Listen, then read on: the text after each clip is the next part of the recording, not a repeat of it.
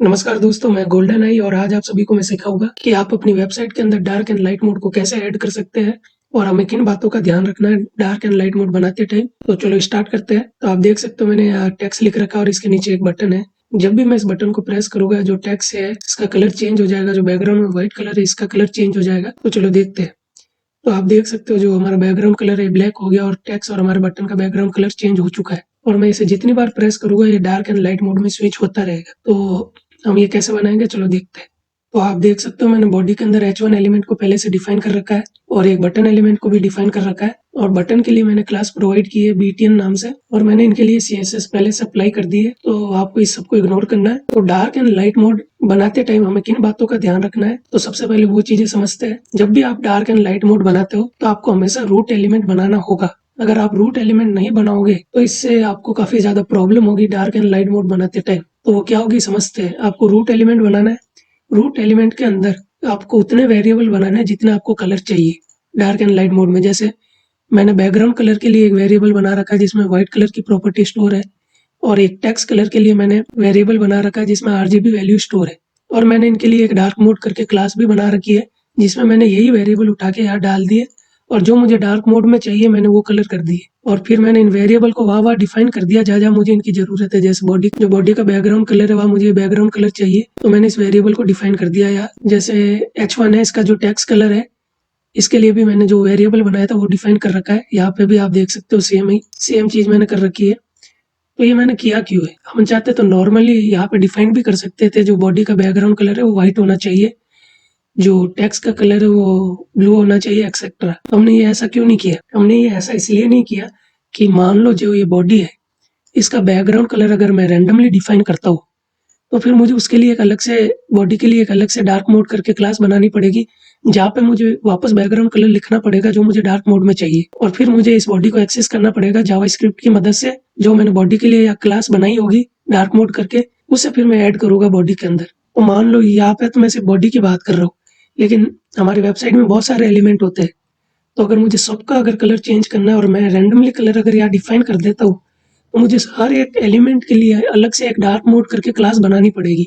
हर एक एलिमेंट को एक्सेस करना पड़ेगा जावास्क्रिप्ट की मदद से। इससे हमारा कोड तो काफी ज्यादा लंबा होगा ही होगा। जो जावास्क्रिप्ट में हम हर एक एलिमेंट को एक्सेस करेंगे, इनके लिए जो वेरिएबल बनाएंगे एक्सेस करने के लिए तो वो वेरिएबल भी तो मेमोरी में जगह लेंगे जिस कारण हमारी वेबसाइट की परफॉर्मेंस डाउन हो सकती है। तो इन चीजों को अवॉइड करने के लिए हम क्या करते हैं, हम बनाते हैं रूट एलिमेंट। अब रूट एलिमेंट बनाने से फायदा क्या हुआ, फायदा यह हुआ कि मैंने कलर प्रॉपर्टी पहले ही इसके अंदर डिफाइन कर दी है। अब मैं अगर इनमें चेंजेस करता हूँ तो ऑटोमेटिक सभी एलिमेंट में जहाँ जहाँ मैंने ये प्रॉपर्टी अप्लाई कर रखी है ऑटोमेटिक चेंज हो जाएगा, मुझे कुछ करने की जरूरत नहीं। और अगर मैं जावास्क्रिप्ट की मदद से भी अगर कुछ करूँ तो मुझे हर एक एलिमेंट को एक्सेस करने की जरूरत नहीं है, मुझे सिंपल ये डार्क मोड क्लास को एक्सेस करना पड़ेगा। और जो ये डार्क मोड क्लास है मैंने कहीं HTML में डिफाइन नहीं की है, ये मैंने सिर्फ CSS में बनाई है ताकि मैं इसे जावास्क्रिप्ट की मदद से ऐड कर सकूँ। वरना अगर हम रैंडमली डिफाइन करते तो हमें हर एक एलिमेंट को एक्सेस करना पड़ता, हर एक एलिमेंट के लिए एक न्यू डार्क मोड क्लास बनानी पड़ती जिससे हमारा कोड लंबा भी होता, जिससे हमारा जो जावास्क्रिप्ट में हम एलिमेंट को एक्सेस करते हैं इनके लिए वेरिएबल बनाते वो वेरिएबल अलग से मेमोरी में जगह लेते जिसके कारण हमारी वेबसाइट की परफॉर्मेंस डाउन हो जाती। तो इन सब चीजों को अवॉइड करने के लिए हम हमेशा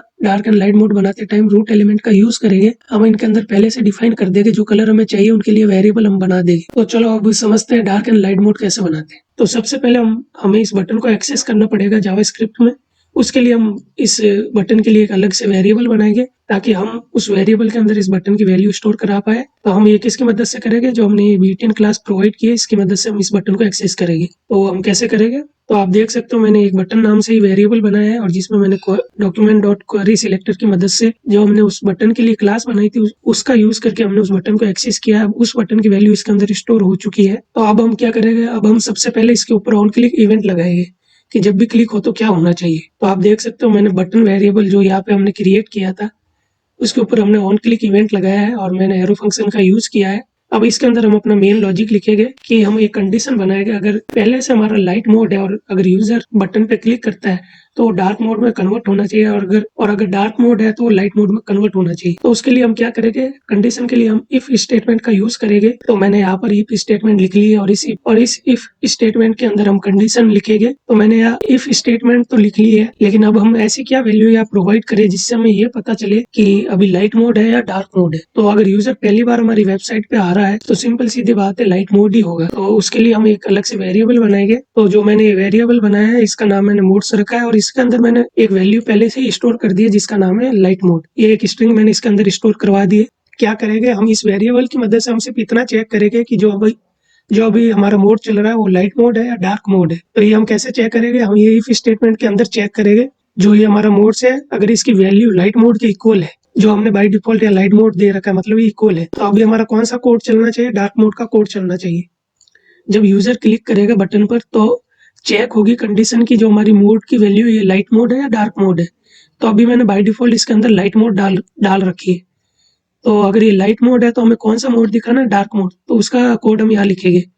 और अगर ऐसा नहीं है, एल्स कंडीशन में हम क्या डालेंगे, लाइट मोड का कोड, ताकि अगर डार्क मोड हो रखा हो और यूजर वापस क्लिक करे तो हमें क्या शो होना चाहिए, हमें लाइट मोड शो होना चाहिए। तो जैसे ही अगर ये कंडीशन ट्रू होती है तो जो यहाँ पे मैं कोड लिखूंगा डार्क मोड के लिए वो रन हो जाएगा। और फिर उसके बाद मैंने मोड्स की जो इसकी वैल्यू है वेरिएबल की, इसे मैंने डार्क मोड कर दिया है। मतलब क्या, मतलब मैंने ऐसा क्यों किया, क्योंकि अगर यूजर अगर वापस क्लिक करेगा तो अब उसकी वैल्यू क्या हो रखी है, डार्क मोड। लेकिन अभी हमारी वैल्यू डार्क मोड है तो ये फिर डायरेक्ट यहाँ आ जाएगा। और यहाँ पे भी मैंने सेम किया है, यहाँ पे हम लाइट मोड का कोड लिखेगा और यहाँ पे मोड हमने डाल दिया लाइट मोड, ताकि यूजर अगर वापस क्लिक करे तो हमें पता चल जाए कि ये मोड की वैल्यू अभी लाइट है या डार्क है। तो अभी हमें सिंपल क्या करना है, हमें जो हमारे बॉडी एलिमेंट है इसे एक्सेस करना है। तो हम इसके लिए भी एक सेम ऐसे ही वेरिएबल बनाएंगे। तो अब हम करेंगे जो हमारे वेरिएबल है इसमें क्लास लिस्ट को ऐड कर देंगे। मतलब कि जो हमने डार्क मोड के लिए यहाँ पर क्लास बनाई थी ना रूट एलिमेंट के नीचे, तो अब हम इसे ऐड कर देंगे हमारे बॉडी के अंदर। तो इससे हमारा जो डार्क मोड की थीम है वो विजिबल होगी। और एल्स कंडीशन में हम क्या करेंगे, हम इस डार्क जो अभी हमने डार्क मोड क्लास ऐड की है इसे हम रिमूव कर देंगे। तो हमने क्या किया, हमने दो वेरिएबल बनाए, एक वेरिएबल बटन के लिए, एक वेरिएबल बॉडी के लिए। और हमने एक और वेरिएबल बनाया है जिसका नाम मोड है, जो कि चेक करेगा कि अभी हमारा लाइट मोड है या डार्क मोड है। और फिर हमने इस जो बटन वेरिएबल है इसके ऊपर ऑन क्लिक इवेंट लगाया है और एरो फंक्शन का यूज़ किया है हमने। और इसके अंदर हमने इफ स्टेटमेंट डाली है, और यहाँ पर हमारी कंडीशन चेक होगी कि जो हमारी ये मोड्स है इसकी वैल्यू अगर लाइट मोड है तो हमें डार्क थीम दिखानी है। तो उसके लिए हमने जो हमारा ये बॉडी वेरिएबल हमने बनाया था इसके अंदर हमने क्लास लिस्ट ऐड कर दी है, जो भी हमने वो डार्क मोड करके क्लास बनाई थी। और फिर इसके बाद हमने जो मोड्स की वैल्यू है डार्क मोड कर दी। मतलब कि अब हमें पता है, ये हमने इसलिए किया ताकि हमें ये पता चले कि अभी डार्क मोड चल रहा है। तो ये कंडीशन अगर यूजर वापस क्लिक करता है तो ये हमारा यहाँ पर आएगा, ऑन क्लिक इवेंट होगा, वापस ये कंडीशन चेक होगी modes equal to light mode है या डार्क। तो यहाँ आप देख सकते हो डार्क मोड है अभी, तो ये फिर एल्स के केस में चला जाएगा और जो हमारी बॉडी वेयर के अंदर हमने क्लास लिस्ट ऐड की थी इसे रिमूव कर देगा और मोड की वैल्यू वापस हो जाएगी लाइट मोड।